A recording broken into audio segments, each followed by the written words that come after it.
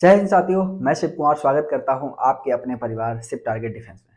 साथियों, आज हम जो टॉपिक करने वाले हैं वो है बौद्ध धर्म। बौद्ध धर्म से एक से दो प्रश्न पूछे ही जाते हैं, या तो उनकी संगतियों को लेकर, या फिर उनके प्रतीक चिन्ह को लेकर, या फिर उनकी पुस्तक को लेकर, या फिर उनके जन्म स्थान या फिर मृत्यु स्थान।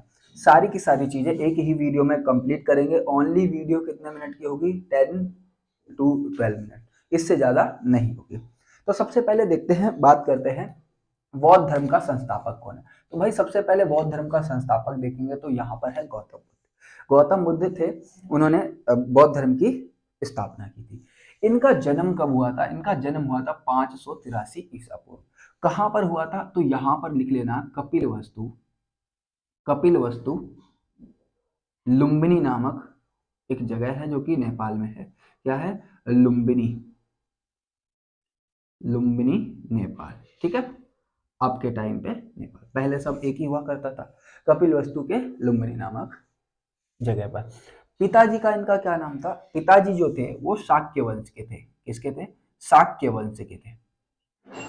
अब देखो, शाक्य वंश के एक राजा हुआ करते थे, उनका नाम क्या था? सिद्धोदन नाम था। ठीक है, इनकी माता क्या, मतलब माता का क्या नाम था? तो माता का नाम था महामाया। देखो, ये बहुत ही छोटे थे तब इनकी माता यानी महामाया की मृत्यु हो गई थी। तो इनका जो लालन पोषण था, यानी लालन पालन यानी पालना पोषणा जो था, वो किसने किया था? प्रजापति गौतमी, जो कि इनकी क्या लगती थी? मौसी लगती थी। ठीक है ना।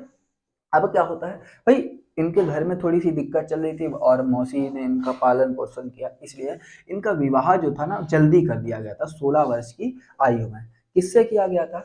तो यो जो है यशोधरा से हो गया था इनका विवाह। ठीक है, उनसे एक पुत्र उत्पन्न होता है, यानी पुत्र जो है उनका नाम क्या होता है? राहुल होता है। ठीक है, इंपॉर्टेंट है, बहुत ही ज्यादा पूछा जाता है, कई बार पूछा गया है कि इनके पुत्र का नाम क्या था?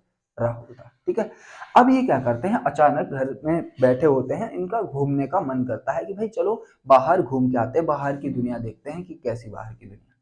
तो यहाँ पर ये सैर पर निकलते हैं। तब ये क्या देखते हैं? चार दृश्य दिखाई देते हैं। चार दृश्य कौन कौन से होते हैं? सबसे पहले पूछते हैं जो इनका घोड़ा या बैलगाड़ी, जो रथ टाइप का होता था, जिसको सारथी बोलते थे शायद। ठीक है, बूढ़ा व्यक्ति। सबसे पहले देखते हैं बूढ़ा व्यक्ति। तो ये पूछते हैं उससे कि क्या मुझे भी ऐसी अवस्था से गुजरना पड़ेगा? तो उसने जवाब दिया, जी हाँ, जो भी इस पृथ्वी पर आया है सभी को इस अवस्था से गुजरना पड़ेगा। ठीक है, फिर आगे बढ़ते हैं, आगे देखते हैं क्या? एक बीमार व्यक्ति। अब बीमार व्यक्ति को देखते हैं तो उससे पूछते हैं कि ये क्या है? तो कहा ये एक बीमार व्यक्ति है और मतलब इसकी तबीयत ठीक नहीं है। तो उन्होंने पूछा क्या मुझे भी इस अवस्था से गुजरना पड़ेगा? बोले हाँ, ये भी आपको झेलना पड़ेगा यहाँ पर। फिर आगे चलते हैं और देखते हैं एक शव को।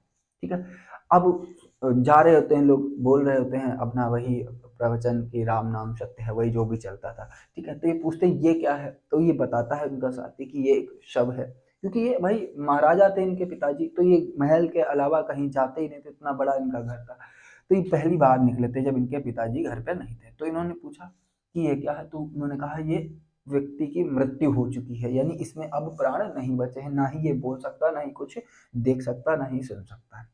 तो मतलब बहुत इनको घबराहट सी होने लगी। फिर आगे बढ़ते हैं और देखते हैं एक ऐसा व्यक्ति जो कि बहुत ही ज़्यादा खुश है अपनी लाइफ में, और कुछ भी उसको मतलब नहीं किसी भी चीज़ से। तो ये पूछते हैं ये कौन है और ये इतना खुश क्यों है? तो उन्होंने बताया, जवाब दिया, कहा ये एक सन्यासी व्यक्ति है। सन्यासी व्यक्ति है, इसको दुनिया से कोई लेना देना नहीं है, इसने घर बार सब त्याग दिया है, इसीलिए इतना ज़्यादा खुश है। ठीक है, अब ये घर पर आते हैं और ये सोचते हैं, सोचने लगते हैं कि ये जो चारों चीज़ें देखी, सबसे ज़्यादा जो उसमें कुशल दिखाई दिया उनको, सबसे ज़्यादा अच्छा लगा वो सन्यासी। ठीक है, तो इन्होंने प्लान बनाया और 29 वर्ष की अवस्था में इन्होंने क्या कर दिया? घर त्याग दिया। और घर त्यागने को ही क्या कहा गया? महाभिनिष्क्रमण। क्या कहा गया? महाभिनिष्क्रमण। ठीक है, अब ये चाहते हैं, घर त्याग देते हैं। अब ये एक जो गुरु होते हैं अलार कलाम से मिलते हैं और उनसे साख्य दर्शन की शिक्षा लेते हैं। क्या करते हैं? साख्य दर्शन की शिक्षा लेते हैं। ठीक है, 6 वर्ष की जब ये शिक्षा वगैरह मिल जाती है, तब ये 6 वर्ष की कठिन तपस्या करने के बाद वैशाख पूर्णिमा के दिन, क्या वैशाख पूर्णिमा के दिन निरंजना नदी जिसको फल्गु नदी के नाम से भी जाना जाता है, और पीपल वृक्ष के तट पर इनको ज्ञान की प्राप्ति होती है। क्या होती है? ज्ञान की प्राप्ति होती है। अब भाई ज्ञान की प्राप्ति होती है, कैसे पता चलेगा? कुछ तो आपको करना पड़ेगा। जैसे मैं टीचर हूँ तो मुझे टीचिंग आनी चाहिए, है ना। अब ये कैसे पता चलेगा? जैसे कि मैं आपको टीच कर रहा हूँ, है ना। तो ये भी क्या करते हैं, पहला उपदेश देते हैं जाकर किसको? अलार कलाम, यानी अपने गुरु के सामने, गुरु के समक्ष। कहाँ पर? तो वह स्थिति मतलब स्थान क्या था? सारनाथ, जिसको हम ऋषि पत्नम के नाम से भी जाना करते थे। ठीक है, ऋषि पत्नम। अब जब ये अपना पहला उपदेश देते हैं, किस भाषा में देते हैं? तो भाषा लिख लेना, भाषा जो थी इनकी पाली थी। कौन सी थी? पाली भाषा। बहुत बार पूछा जाता है क्वेश्चन कि इनकी भाषा कौन सी थी, और यहीं पर महावीर स्वामी की कौन सी भाषा थी? तो वो प्राकृत थी। ठीक है ना। अब यहाँ पर क्या कहलाया? धर्म चक्र परिवर्तन। जब इन्होंने ज्ञान की प्राप्ति कर ली और अपना पहला उपदेश दे दिया तो वह ज्ञान की प्राप्ति हो गई। उसके बाद क्या कहलाया? धर्म चक्र परिवर्तन। अब इन्होंने पहला तो उपदेश सारनाथ में दे दिया, यानी ऋषिपत्नम। सर्वाधिक उपदेश कहाँ पर दिए? तो बहुत बार ये क्वेश्चन पूछा जाता है, इंपॉर्टेंट करके लिख लेना इसको। सबसे ज्यादा जो इन्होंने अपने उपदेश दिए वो कहाँ? श्रावस्ती। ये कौशल की राजधानी हुआ करती थी। ठीक है, अब आगे चलते हैं और देखते हैं फटाफट से कुछ इनके प्रतीक चिन्ह।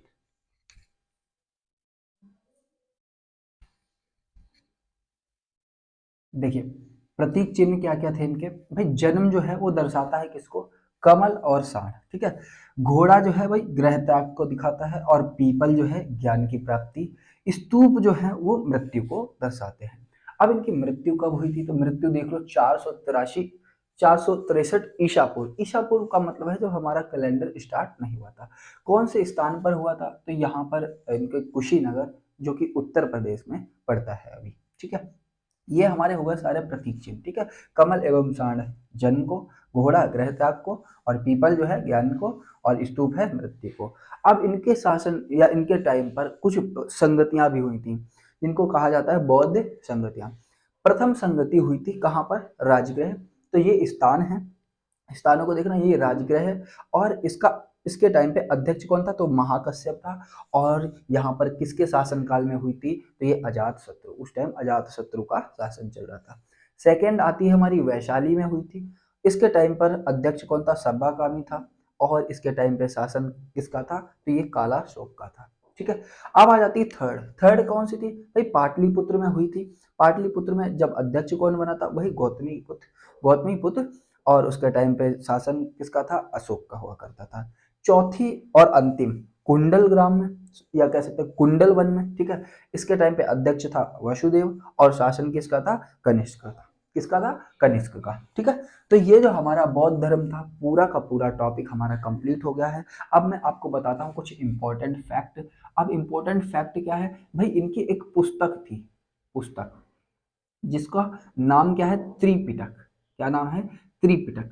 अब त्रिपिटक में ही साफ साफ दिखाई दे रहा होगा, त्रिपिटक का मतलब है तीन बुकों का संकलन है। ठीक है, तीन कौन कौन सी? तो यहाँ पर आ जाते हैं सबसे पहले विनय पिटक। क्या? विनय पिटक।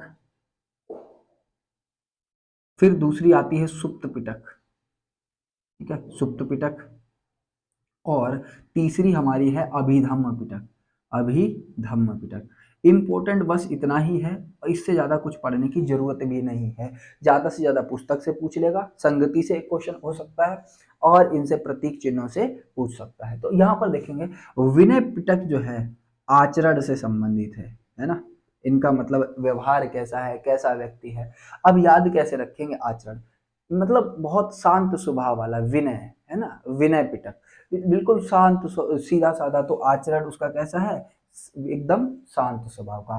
सुप्त, सुप्त को याद रखेंगे सत्य। सत्य को कैसे याद रखेंगे? धार्मिक हो गया भाई। धार्मिक कैसे होगा? अभी बताता हूँ। अब देखो, कोई बेचारा पूजा पाठ करने वाला व्यक्ति है, वो झूठ तो नहीं बोलेगा, है ना। तो वो क्या होगा भाई? सुप्त, इसलिए सत्य बोलता है, तो वो धर्म मतलब धार्मिक व्यक्ति है। अब आ जाते हैं अभिधम्म। अभिधम्म में मतलब पता ऐसे नहीं चल रहा कि भाई पटक पटक के कुछ कर रहा हो। अभिधम्म को याद रखेंगे दार्शनिक। अब जो दार्शनिक लोग होते हैं ना, वो कैसे होते हैं? बहुत दिखावटी वाले होते हैं। कभी देख रहे होंगे परिक्रमा कर रहे हैं, लेट लेट के जा रहे हैं, यानी सर पटक पटक कर जा रहे हैं। तो हम ऐसे याद रखेंगे दार्शनिक लोग कैसे होते हैं? अभिधम्म, यानी पटक पटक कर सर दर्शन करने के लिए जाते हैं। तो ये हो गया हमारा क्या, ये हमारी तीनों बुकों के नाम हो गए। और एक में संकलन किसमें है, त्रिपिटक में, विनय पिटक, सुक्त पिटक, अभिधम्म पिटक। बहुत इंपॉर्टेंट क्वेश्चन है, बार बार पूछा जाता है, तीनों का संकलन किसमें, त्रिपिटक में।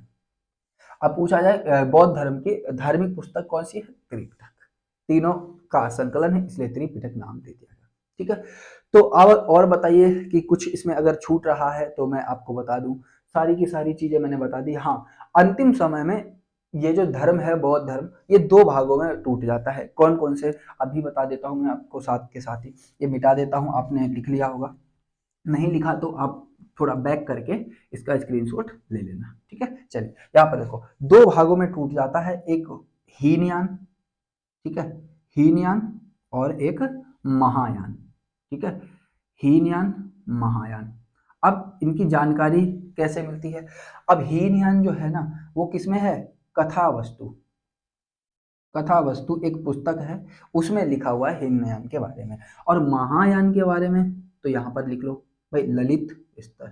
क्या, ललित विस्तर, ये पुस्तक है, इनमें इनका संकलन किया गया है। तो यहाँ से पता चलता है हीनयान के बारे में, और यहाँ से पता चलता है क्या, महायान के बारे में। तो आज का टॉपिक इतना ही रखते हैं, और कमेंट करके जरूर बताना कि ये वीडियो आपको कैसी लगी है, और आगे ऐसे ही टॉपिक मैं अपलोड करता रहूँ। उसके लिए आपको चैनल को सब्सक्राइब करना होगा और वीडियो को ज़्यादा से ज़्यादा लोगों के पास शेयर करना होगा। Thanks for watching my channel.